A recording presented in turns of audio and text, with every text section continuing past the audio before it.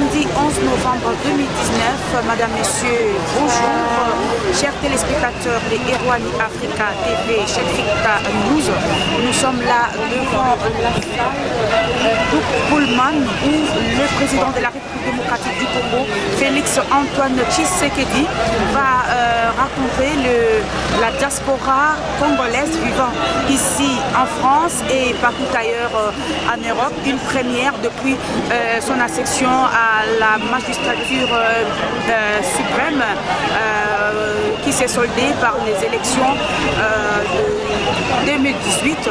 Donc voilà, tout à l'heure, là, le président sera là face à la diaspora congolaise.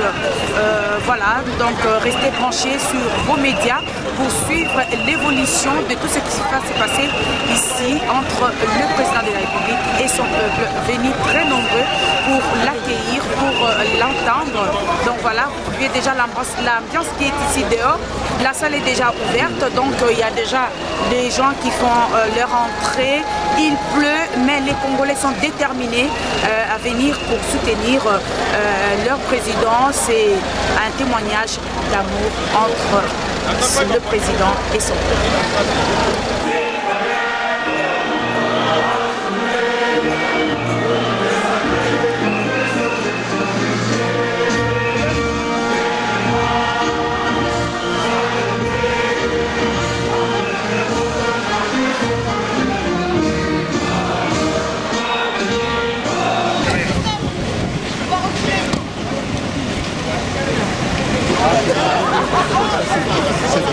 Nous sommes très contents de voir des images et des actions à notre chef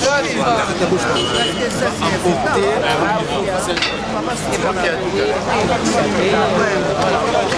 mais toutes les personnes qui se déplacer. Oui, bien sûr, bien sûr. Oui, mais quand même, c'est quand même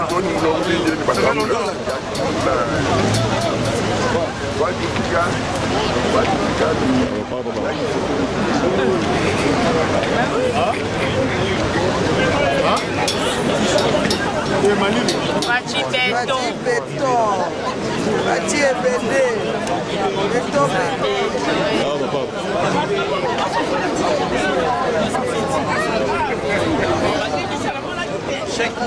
Ouais.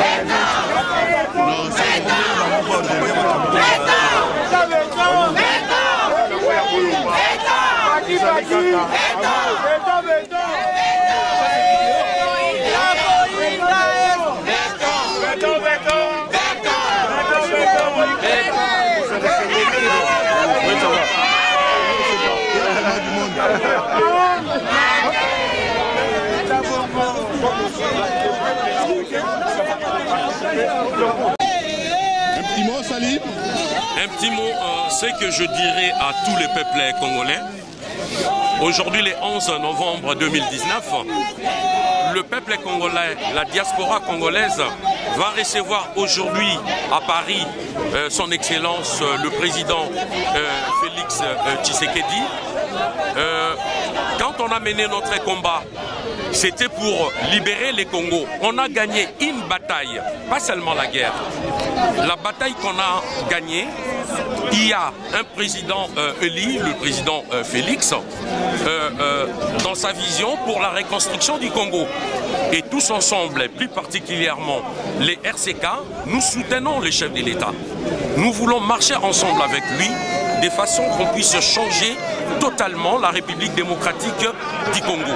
Et avec Félix, nous comptons que le Congo soit un pays libre, prospère et plus démocratique encore avec le président Félix. Et j'espère aujourd'hui le peuple sont présents, nous sommes tous présents pour dire Fatih, on est ensemble et nous continuerons avec les RCK tant que parti politique maintenant. Nous allons partir au pays, travailler ensemble pour le bien-être de la population congolaise. Ok, très bien. 30 secondes, Madame Blandine, oui. Par rapport à la mobilisation.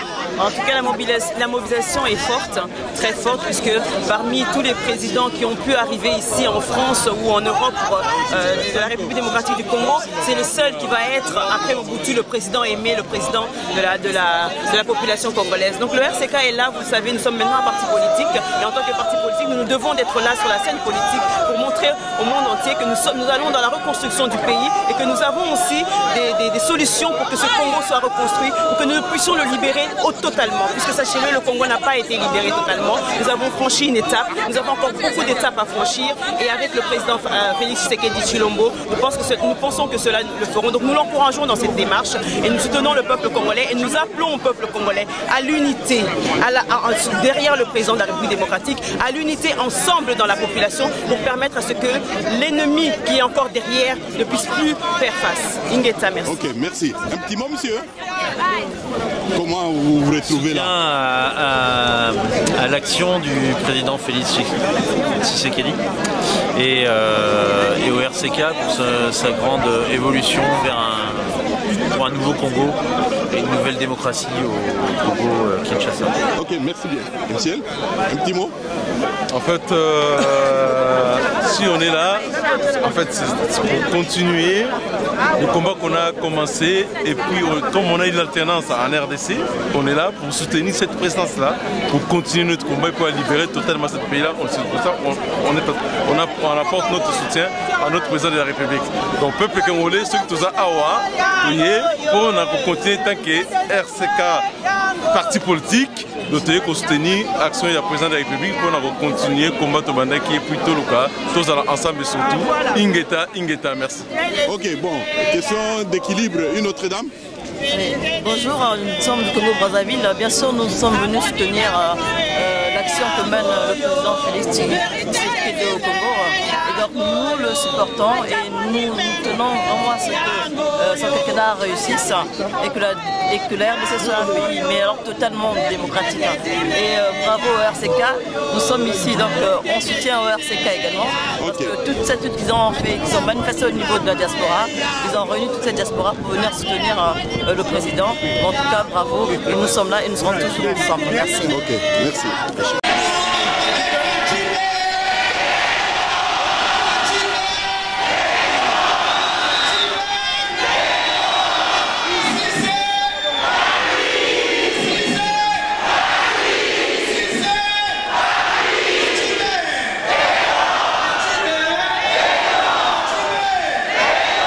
C'est dans une salle pleine à craquer et chauffée à blanc par Félix Kabala, ancien communicateur de l'UDPS France, que le président congolais Félix-Antoine Tshisekedi Tshilombo s'est adressé à la diaspora congolaise pour donner les dernières évolutions de la situation générale de la RD Congo.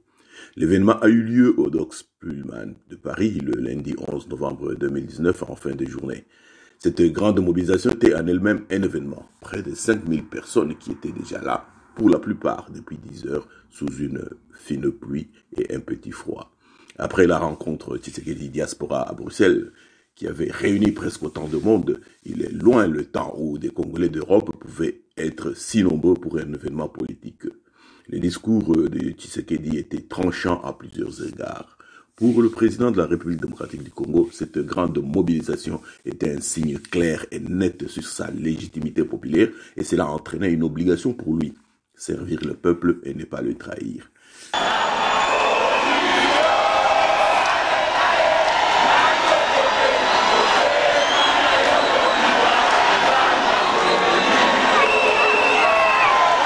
Banamboka, chers compatriotes, mesdames et messieurs, je vous salue très chaleureusement.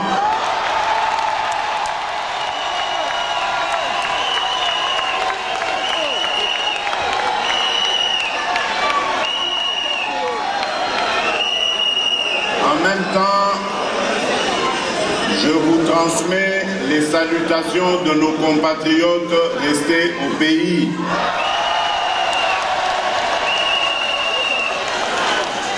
Je vous remercie infiniment de vous être autant mobilisés et de me réserver ainsi qu'à ma délégation un accueil aussi chaleureux.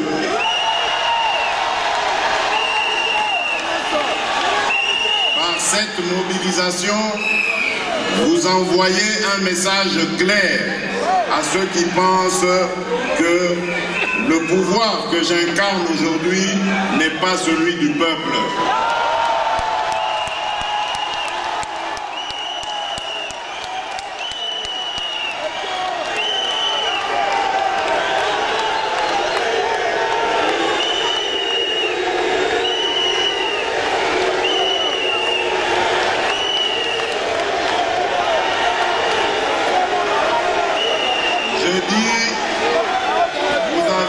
Cette mobilisation envoyé un message clair à Bangouna qui pense que mon pouvoir n'émane pas du peuple.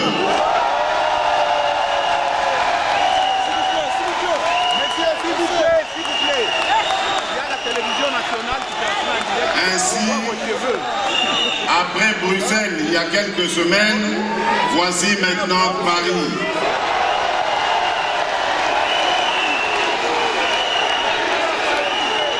Et je peux dire avec assurance maintenant que je suis le président de tous les Congolais.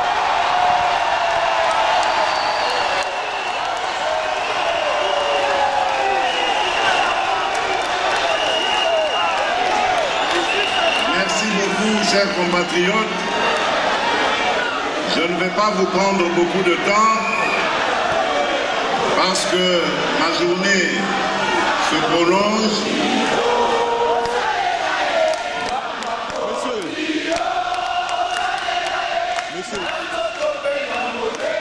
Messieurs, asseyez-vous devant.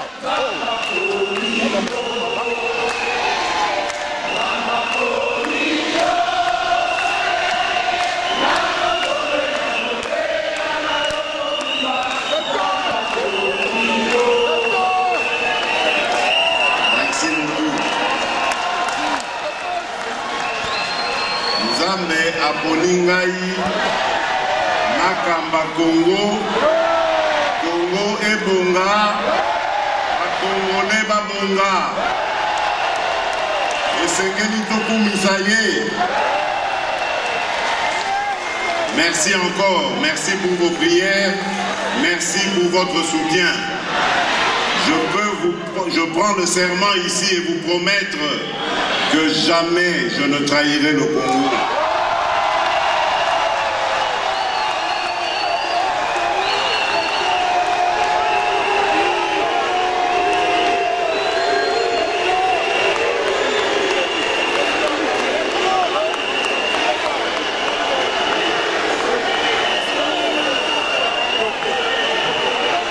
Chers compatriotes,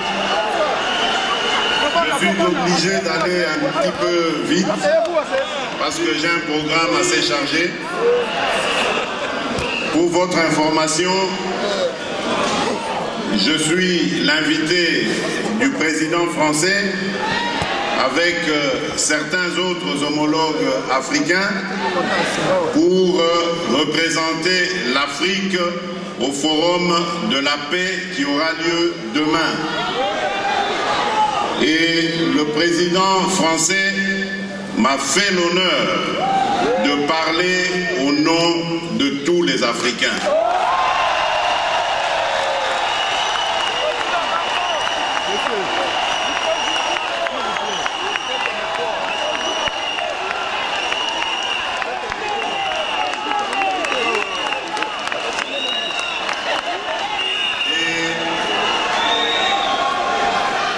Ce soir, en prélude à l'événement de demain, il nous a invités avec les homologues à prendre part à un dîner qu'il organise avant évidemment que nous ayons, lui et moi, demain, tête-à-tête pour parler des relations franco-congolaises.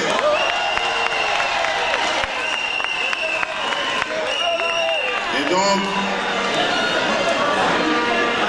à Bruxelles, lorsque j'avais pris la parole pour la première fois depuis que je suis élu à la tête de notre pays,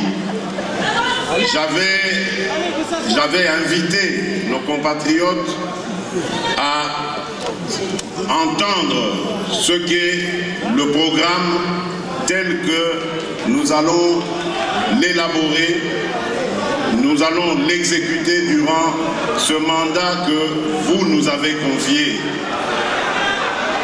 Mais aujourd'hui, je ne vais pas refaire le même exercice. Je vais simplement vous dire ce qui a déjà été fait, ce qui est en train d'être fait.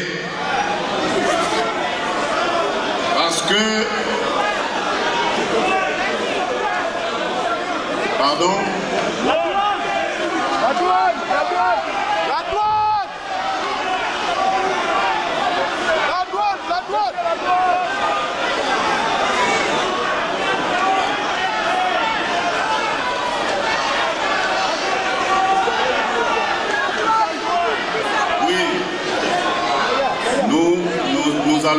Nous allons peut-être ensuite vous entendre, vous écouter, car comme vous le savez,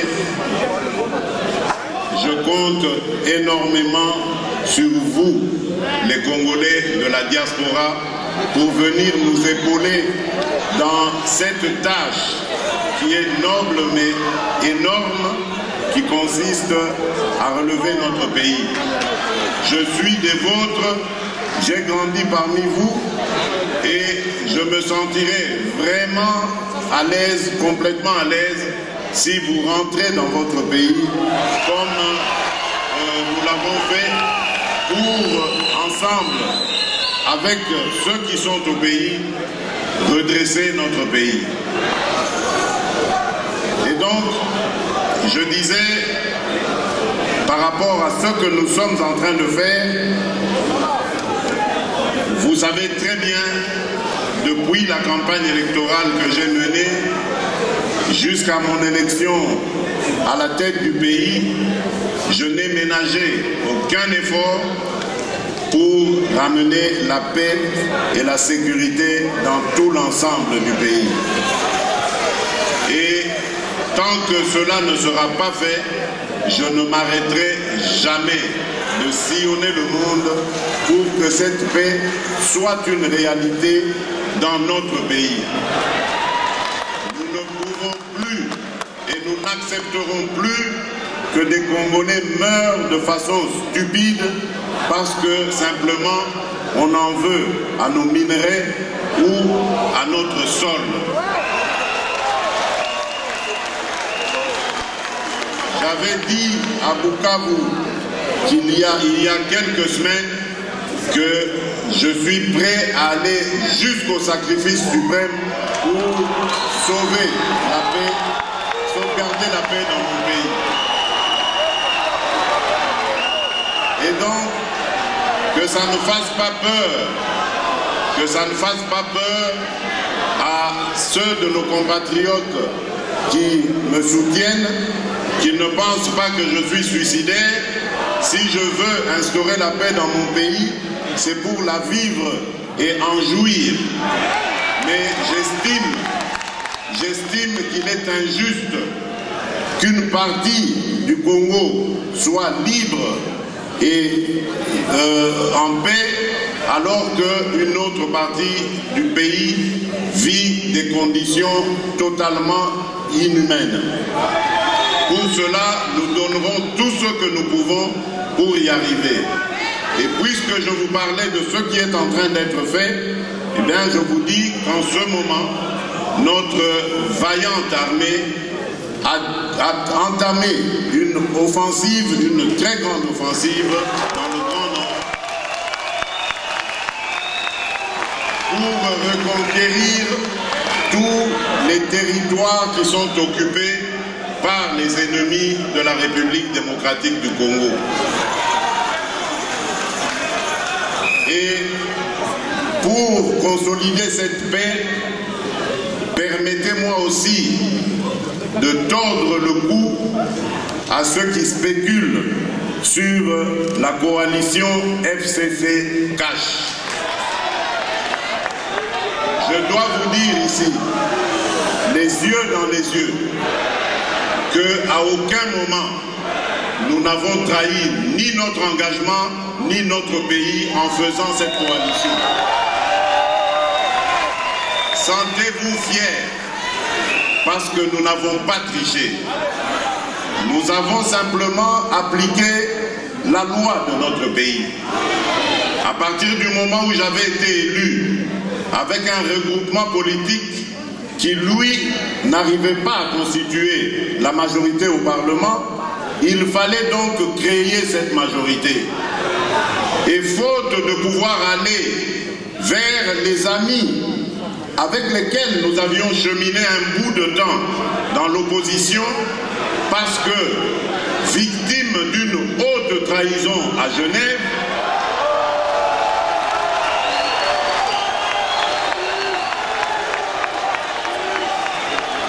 nous n'avons pas eu d'autre choix que de constater la réalité qui faisait que le FCC arrivait en tête des regroupements et à lui tout seul déjà, il faisait la majorité, mais nous avons dit, nous n'allons pas le laisser diriger le gouvernement seul, compte tenu de ce que vous savez, et donc il fallait que politiquement, nous nous mettions en coalition pour gouverner ensemble ce pays.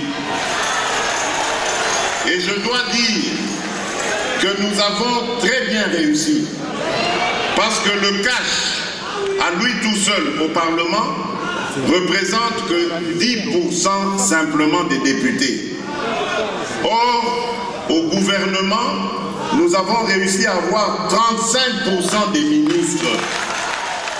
Et la politique qui est menée de main de maître par le Premier ministre Sylvestre Ilunga Ilunkamba est celle que j'ai inspirée. Donc ça signifie que ce qui va se passer se passera selon le programme du président de la République et selon la volonté du peuple congolais. Il n'y a donc pas à avoir honte à cela. Pour ceux qui veulent que justice soit faite, oui, justice doit être faite, mais pas n'importe comment. Moi qui vous parle, j'ai 1001 raisons de me venger sur tout ce que j'ai vécu dans ma vie. Et je ne veux pas, si je commence à le faire, commencer simplement avec nos amis du FCC. Dans ce cas, je dois reculer jusqu'aux années du régime du maréchal. Mais maintenant, je me pose la question de savoir si je me lance dans une telle entreprise, est-ce que je pourrais servir encore le Congo et les Congolais? Est-ce que j'aurai encore le temps de prêcher l'amour et l'unité? Je ne crois pas. Voilà pourquoi je dis, je vais renforcer les pouvoirs de la justice. Je vais renforcer l'état de droit pour que la justice elle-même puisse s'occuper de ses concitoyens, du présent comme du passé de notre pays. J'avais dit à Bruxelles qu'on ne fasse pas de moi un dictateur. Je ne suis pas venu pour régler des comptes personnels. Je suis une institution, je suis le président de tous les Congolais, bons et mauvais, et donc il faut laisser aux institutions le soin de régler les problèmes du Congo. Nous voulons, et je pense que nous instaurons un jour un tribunal pénal pour les crimes commis au Congo. Et ce tribunal sera instauré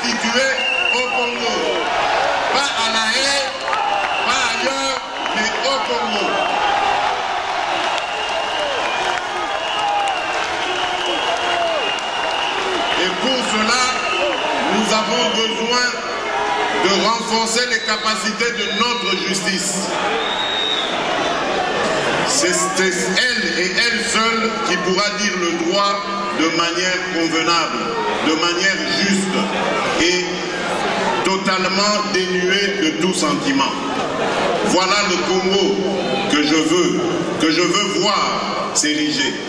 Pas un Congo où des fils et des filles de ce pays s'élèvent contre d'autres pour semer la haine, le tribalisme, l'horreur et la mort. Je ne l'accepterai jamais tant que je serai à la tête de ce pays.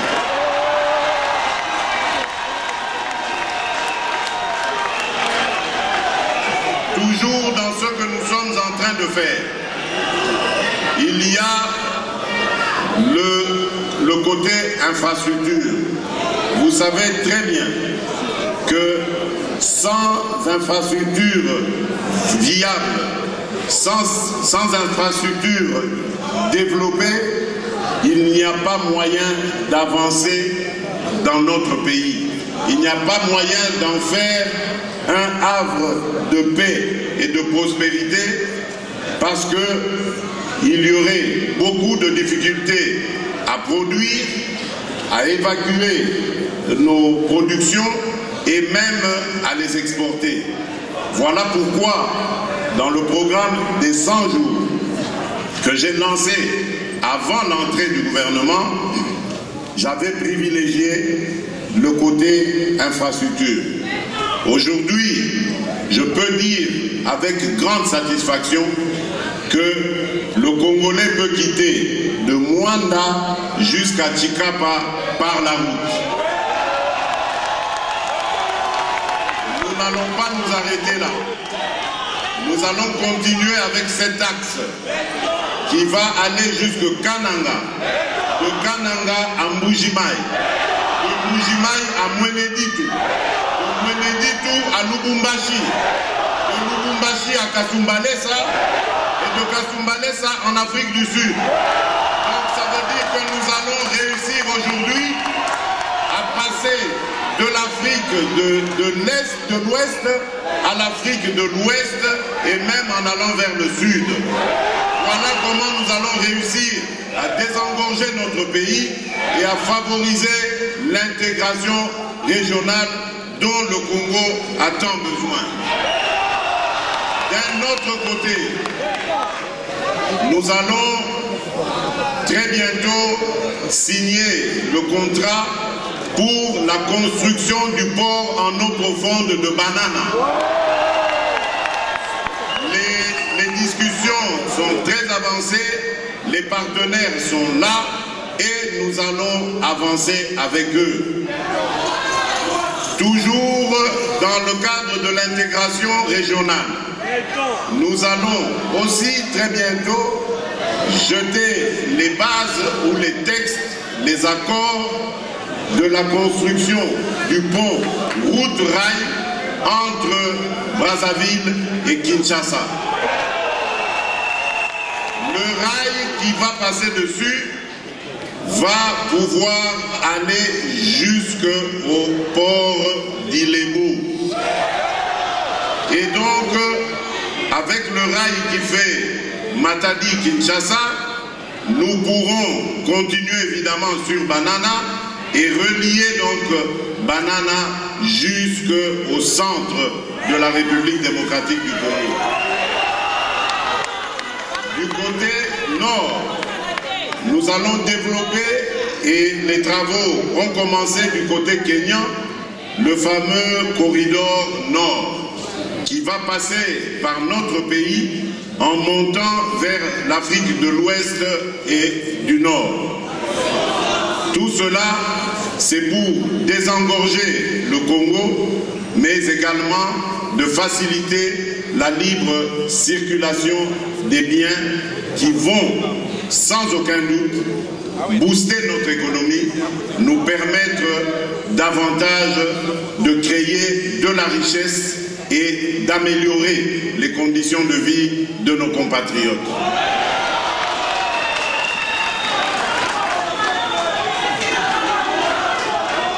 Je terminerai par le côté social. Vous avez dit, Papa Lobaki, le peuple d'abord.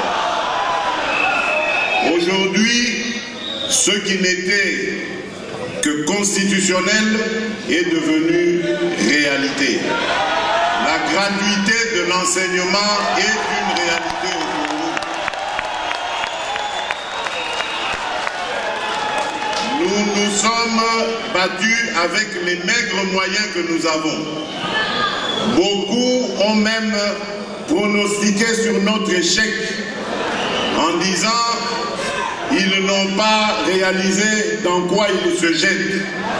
Mais moi je peux vous dire aujourd'hui que malgré les difficultés, la gratuité de l'enseignement fondamental est une réalité. Nous allons aller en l'améliorant. C'est vrai qu'aujourd'hui, il y a encore beaucoup de difficultés, surtout dans la construction d'établissements scolaires, parce qu'on voit des classes qui sont en surnombre. Nous avons un besoin d'infrastructures scolaires, mais nous n'avons pas attendu d'avoir tous ces moyens, parce qu'on ne sait pas quand est-ce qu'ils vont arriver pour lancer cette gratuité. Nous avons besoin d'un peuple éduqué, parce que c'est ce peuple qui sera le moteur de son développement. Donc, nous devons favoriser l'éducation, parce que par cette éducation viendra la justice et la paix. Des enfants qui ratent le parcours scolaire seront destinés au banditisme et à la délinquance, ce qui aura pour conséquence une conséquence plutôt sur la sécurité et la paix dans le pays. Et donc pour l'éviter, il faut absolument que nous allions dans ce sens. Et nous demandons le soutien de tous nos compatriotes. Nous savons que c'est une période difficile à vivre, mais nous réussirons.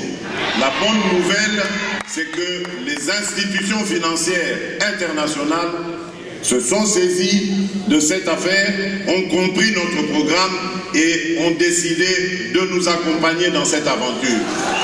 Nous ne reculerons pas. Au niveau de la mobilisation des recettes, nous avons également plusieurs chantiers, dont notamment celui de la numérisation, qui est aujourd'hui quasiment prêt. Nous allons par cette numérisation réussir à mobiliser davantage de recettes, parce que nous allons élargir notre assiette fiscale et donc avoir beaucoup plus de richesses, comme je le disais tout à l'heure. Nous allons également bientôt mettre sur pied l'agence qui va s'occuper de la lutte contre la corruption. Vous savez que ce mal, la corruption, a gangréné notre économie. À cause de la corruption, aujourd'hui le Congolais est devenu la risée du monde. Notre pays, qui pourtant a beaucoup d'opportunités à offrir, fait peur à nos partenaires parce qu'ils ne savent pas dans quelle aventure ils vont se jeter quand ils arrivent au Congo. C'est une honte pour nous, parce que nous avons énormément de choses à offrir, à la fois à notre peuple et au monde entier. Donc, nous allons combattre ensemble cette corruption. C'est pourquoi j'ai mis sur pied déjà une agence qui va œuvrer pour le changement de mentalité. Parce que dans le changement de mentalité, il y a l'abandon de la corruption, entre autres, des antivaleurs, celles qui gangrènent notre économie, qui gangrènent notre image, l'image que nous envoyons au monde. Le Congo doit changer, parce que vous avez un beau pays, un pays très puissant, un pays qui peut jouer un rôle énorme au sein de l'Afrique et du monde. Et je vous fais le serment que d'ici la fin de mon mandat, vous allez voir un Congo nouveau, un Congo fort, un Congo puissant et prospère, un Congo qui va parler de l'Afrique à travers le monde entier.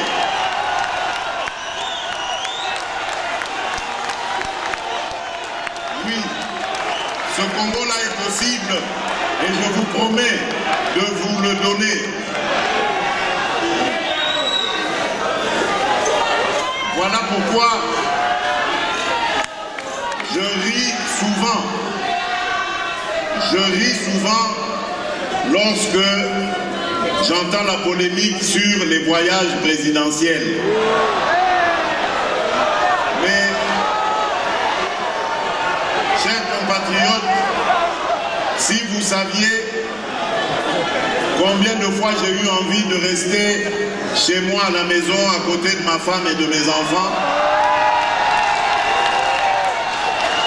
les voyages ne sont pas du tout une villégiature.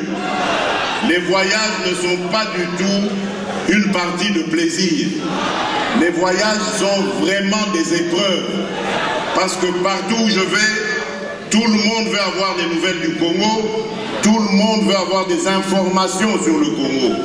Et je fais un travail ensemble avec mes collaborateurs de chercher des investisseurs, de les rassurer, de tout faire pour les intéresser à venir chez nous, investir leurs capitaux et créer des emplois. Mais ce n'est pas du tout une villégiature, ce n'est pas du tout des vacances. Et ceux qui polémiquent, à ceux-là je leur dis, on a déjà ramené plus d'1,5 milliard grâce à ces voyages. Des voyages qui n'ont même pas coûté 50 millions de dollars. Mais on a déjà ramené plus d'1,5 milliard pour le Congo. Et nous allons continuer. Nous n'allons pas écouter ces mauvaises langues qui avaient déjà promis, rappelez-vous, qu'ils vont tout faire pour que les investisseurs ne viennent pas au Congo. Voilà Bandokio, Bazali Koloka Congo. Biso tokanisi ke baza bandeko, nzokande baza bandoki.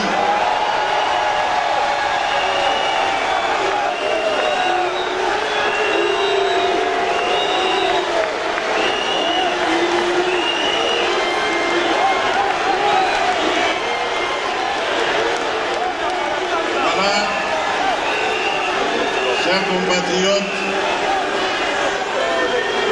Nalingi Bino Mingi, je vous aime beaucoup. Je vous remercie infiniment.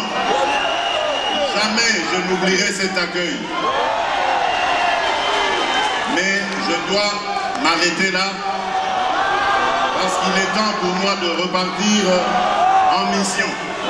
En mission pour vous. Pour vous, pour le pays, parce que je veux que les Congolais regagnent tous leur pays, sans distinction de tribu, sans distinction de religion, sans distinction d'appartenance politique. Tous les Congolais, tout Congolais a place dans son pays. Revenez, chers compatriotes, Totonga et Koloana et Longo. Kolo Abateladino. Kolo Abate la Congo, le Congo n'en a dit. Merci beaucoup.